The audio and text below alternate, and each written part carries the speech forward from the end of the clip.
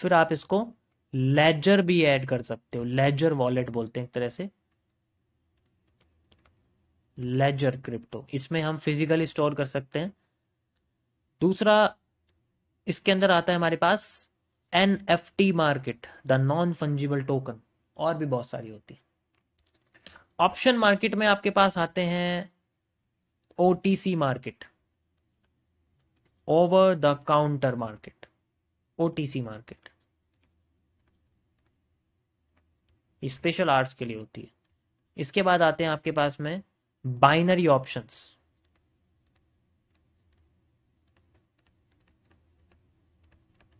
Okay, government bonds के अंदर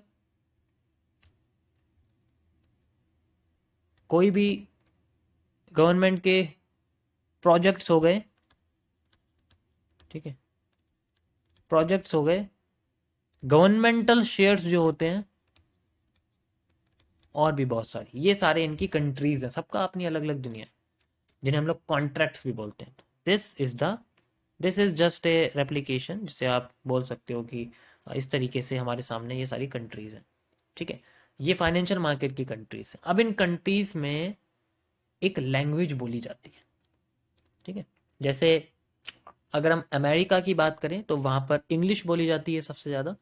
south America की बात करें तो वहाँ पर आप कह सकते हो कि ज़्यादातर ब्राज़ील है, मैक्सिको है तो वहाँ मैक्सिकम, ब्राज़ीलियन, पुर्तरिको में आप पुर्तगाल कह सकते हो, वहाँ पर भी अलग अलग तरीके की लैंग्वेज हैं।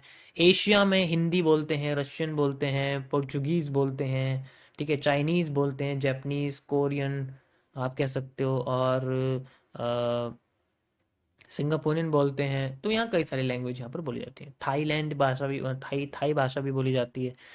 उसके बाद जैसे हमारे पास अफ्रीका है तो यहाँ पर अफ्रीकन लैंग्वेज बोली जाती है। युगांडा है, ठीक है, इजिप्ट है, यहाँ पर इजिप्शियन लैंग्वेज होती है।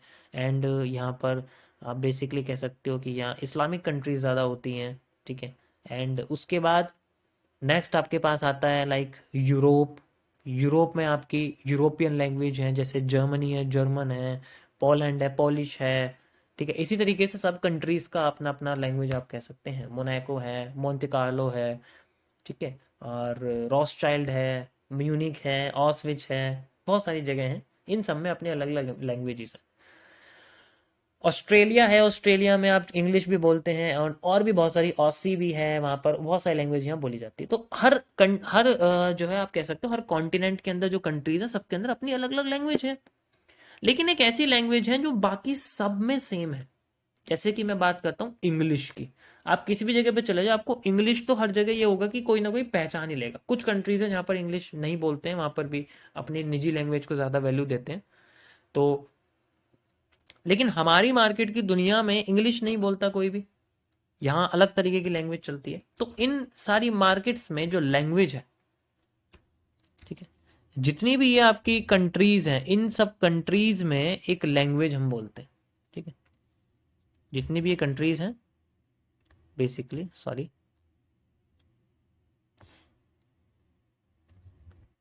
जितनी भी हमारी कंट्रीज हैं इन सब में एक लैंग्वेज बोली जाती है, ठीक है।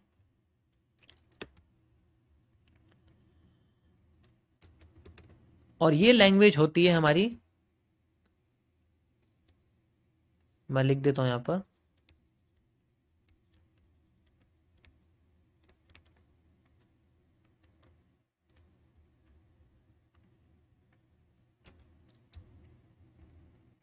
लाइन चार्ट,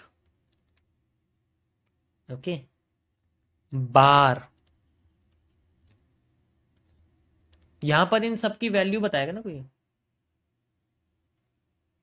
अब जैसे अगर मैं बात करता हूँ यहाँ पर लैंग्वेजेस हैं, तो जैसे मैं किसी भी गोल्ड की, सिल्वर की, प्लेटिनम की बात करूँ, किसी इंडेक्स शेयर इक्विटी की बात करता हूँ, किसी ऑप्शन फ्यूचर आईपीओ की बात करता हूँ, किसी स्पॉट फॉरेक्स मार्केट, कोई भी हो सकता है, डेरिवेटिव हो सकता है, प्रॉप फर्म हो सकती है, बेसिकली आपकी क्रिप्टो मार्केट में कोई भी स्पॉट, यानी कोई बिटकॉइन, क्रिप्टो, कुछ भी, इन सब में लैंग्वेज बोली जाती है। इन सबको रिप्रेजेंट करने के लिए इनका प्राइस होता है, इनकी वैल्यू होती है, इनकी रिप्रेजेंट की जाती है। तो bar, candles,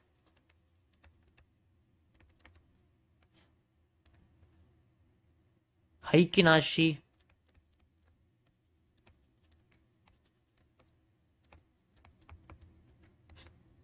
रैंको, kagi and so on, volume footprint, volume candles, ठीक है। तो कई सारी ऐसी वो हैं जो यहाँ पर बोली जाती हैं जिन्हें हम रिप्रेजेंट होता है। अब इनमें से ऐसी कौन सी लैंग्वेज है जिसे आप ये कह दो कि ये मानो रशियन है, ये हिंदी है, ये सब कुछ है? तो इन सब में एक ऐसी भाषा है जो सब में यूज होती है। चाहे मैं आपको यहाँ पर किसी भी गोल्ड को दिखाऊं, या फिर मैं किसी भी ओटीसी मार्केट या किसी भी शेयर को दिखाऊं, किसी भी बाइनरी ऑप्शन को दिखाऊं, तो घूम फिर के आप आओगे इस लैंग्वेज के पास। And this is the English language, this is the English language of uh. इसको मुझे आपको अलग कलर से दिखाना पड़ेगा क्योंकि ये ही सब कुछ है। This is everything. ये जो आप देख रहे हो ये ही है जो आपको हर चीज बताएगी, दिस लैंग्वेज। तो अब आप समझो मैं आपको क्या बताने की कोशिश कर रहा हूं इतनी देर से। लाइक ये मैं आपको ये समझाने की कोशिश कर रहा हूं कि this type, this chart type जिसे आप बोलते हो, is a type of language. ये एक लैंग्वेज है और इसी लैंग्वेज को हम लोग बोलते हैं इंग्लिश, जो सबसे ज्यादा बोली जाती है। अब इस इंग्लिश लैंग्वेज के अंदर कुछ अल्फाबेट्स आते हैं, जैसे ए, बी, सी, डी, ई, एफ। आपने देखा होगा इस लैंग्वेज के अंदर बेसिकली कुछ अल्फाबेट्स आते हैं। अब हमारे कैंडल्स के अंदर अल्फाबेट्स आते हैं, ठीक है। बात करते हैं हम लोग अल्फाबेट्स की।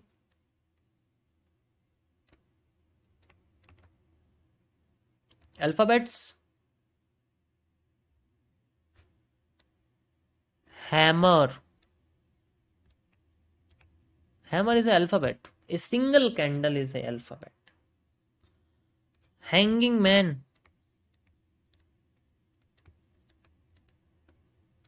एंड सो ऑन, जितनी भी कैंडल्स हैं, hammer, hanging man, shooting star, marubozu, inverted hammer, spinning top, tonbo, doji, dragonfly dojis, anything else, ये जितने भी हैं ये आपके अल्फाबेट्स हैं। Got it? और इन सब में से ए का नाम दिया गया है हैमर को, मैं इसको ए बुलाता हूं। आप बी हैंगिंग मैन को बुला सकते हो लाइक दिस, इसलिए मैंने इनको सीरीज वाइज लिखा हुआ है।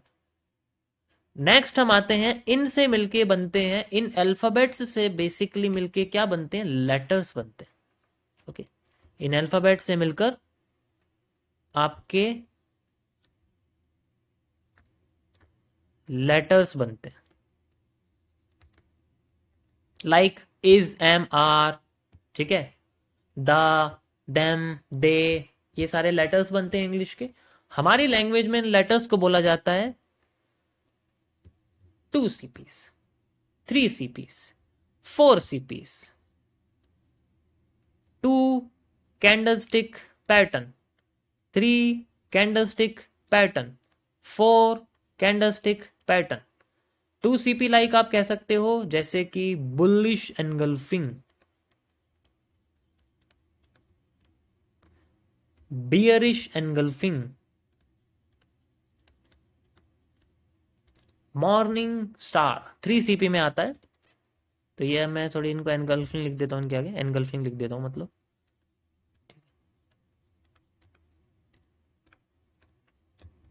3 CP यानी कि आपके पास मॉर्निंग स्टार। अभी धीरे धीरे करके आप बस इनके नाम ऐसे ही रखो जिनको पता नहीं है। Evening star,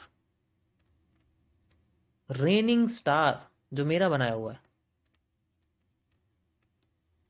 4 CP like tree, 4 CP like V, और भी बहुत सारे पैटर्न्स हैं। तो ये सारे आपके स्टार हैं। So these are the letters. अब लेटर्स तो पता लग गए, इनमें सबसे ज्यादा आने वाला जो लेटर है वो आपको मिलेगा बुलिश और बियरिश एनगल्फिंग। तो बुलिश एनगल्फिंग हमारे लिए सबसे मेन है, जो मार्केट को अपसाइड करता है, और बेरिश एनगल्फिंग जो मार्केट को बेसिकली आपके डाउन साइड करती है। ठीक है, मैं आगे बताऊंगा ये किस तरीके से फॉर्म होगा, A to Z her candles की डिटेल आपको एक्सप्लेन करूंगा यहाँ पर किस तरीके से काम करती है। अब इन लेटर्स से मिलकर अब इन लेटर्स से मिलकर बेसिकली आपके सेंटेंसेस बनते हैं। देखो ये जो मैं आपको समझा रहा हूँ ये मेरी अपनी रिसर्च है, मैं इस तरीके से मार्केट को मैंने डिज़ाइन करा है, मैं इस तरीके से समझता हूँ, इसलिए अच्छे से इसको सुनना। उसके बाद हमारे सामने बनता है सेंटेंसेस। सेंटेंसेस यानी कि सेंटेंसेस यानी कि आसान भाषा में सी सी पीस। अभी चलो मैं और सिंपल कर देता हूँ, chart patterns.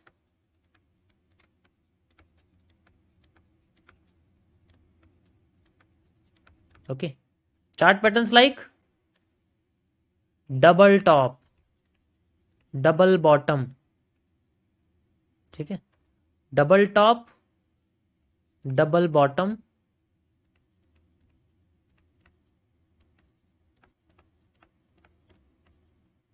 Okay, chart pattern like head and shoulder,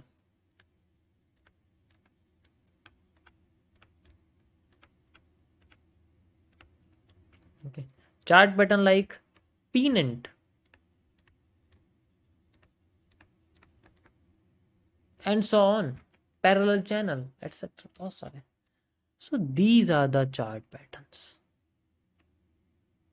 इनको समझना पड़ता है।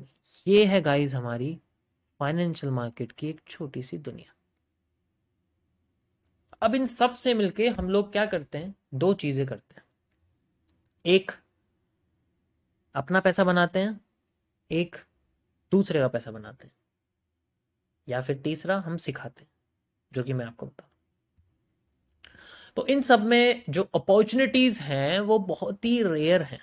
फाइनेंशियल मार्केट में जो अपॉर्चुनिटीज होती हैं जिनके बारे में हम लोग बात करेंगे, ठीक है, तो एक पार्ट यहाँ से निकलता है आपका फाइनेंशियल मार्केट की एक और दुनिया है, जैसे उस कॉन्टिनेंट को हम लोग बोलते हैं अपॉर्चुनिटीज, ठीक है।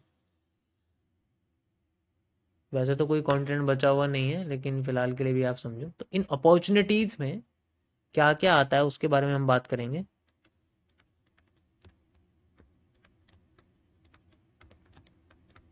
अपॉर्चुनिटीज पहले मैं आपको बता देता हूँ कि है क्या, और आप सीखने के लिए हर दुनिया में बस दो एक ही नाम सुनते हो, जो मेरी लिस्ट में सबसे नीचे है, सबसे लास्ट है, trader.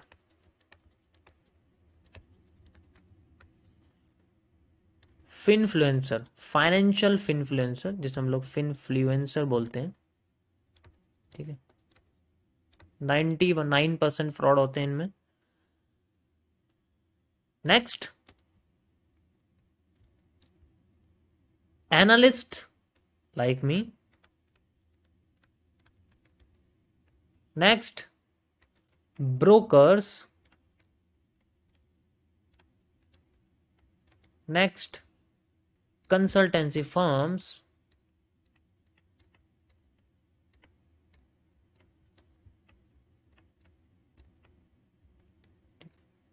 And next, crime investigation.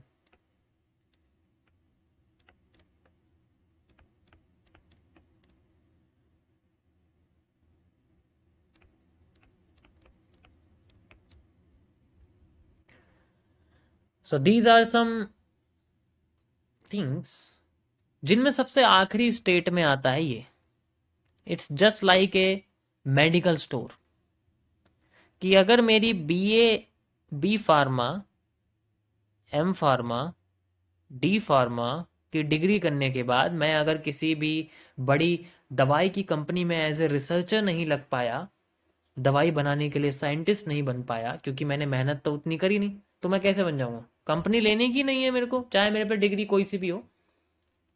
तो घूम फिर के मैं क्या करूंगा, अपनी डिग्री का इस्तेमाल कैसे करूंगा? मेडिकल स्टोर खोलकर। तो ये मेडिकल स्टोर होता है सबसे लास्ट में, कुछ नहीं आया तो ट्रेडर बन जाओ, जो इन सब अपॉर्चुनिटीज के सामने तो कुछ भी नहीं है। उसके बाद आता है, ये सबसे खतरनाक है, डोंट गो फॉर दिस, क्योंकि इसमें जो फिनफ्लुएंसर हैं, जो यूट्यूब ट्रेडर्स हैं, जो ये सब हैं,